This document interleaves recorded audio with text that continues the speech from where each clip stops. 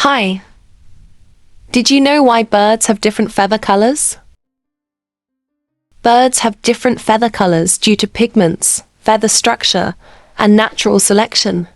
The main pigments that determine feather color are melanin, black, brown, gray, and carotenoids, red, orange, yellow, which come from their diet.